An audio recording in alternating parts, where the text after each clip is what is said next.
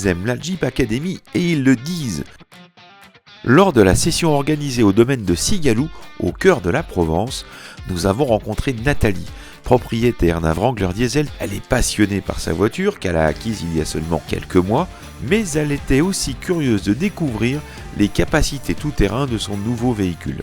Quand j'ai acheté ma Jeep, j'ai voulu apprendre à vraiment maîtriser la conduite avec une Jeep et j'ai fait des recherches. J'ai vu que Jeep faisait donc des journées Jeep Academy, j'ai vu des vidéos.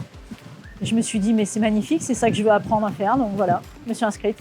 Propriétaire d'une Wrangler 4XE, autrement dit hybride rechargeable, Jean-François découvrait lui aussi la Jeep Academy avec un objectif bien précis en ce qui concerne sa voiture.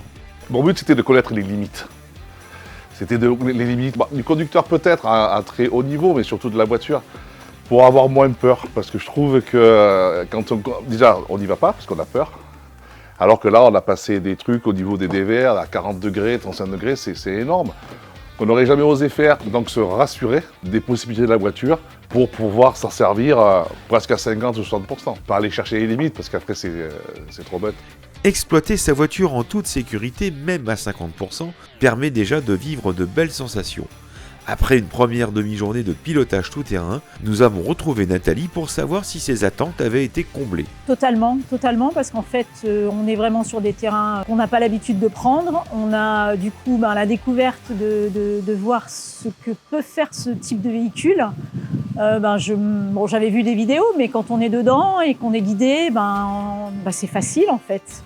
Donc, en plus d'être très impressionnant, c'est très agréable. Pour Jean-François, le bilan est également bon, d'autant qu'il semble avoir apprécié le côté électrifié de sa Wrangler.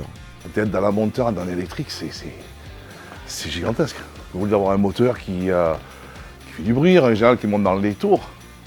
C'est fantastique, à tel point que Jean-François aimerait bien aller plus loin. C'est une question que je n'ai pas posée aux organisateurs. Il est où le Wrangler tout électrique ? Il n'est pas encore tout à fait là, mais il finira bien par arriver puisque selon nos informations, une version 100% électrique est prévue avec la prochaine génération en 2028.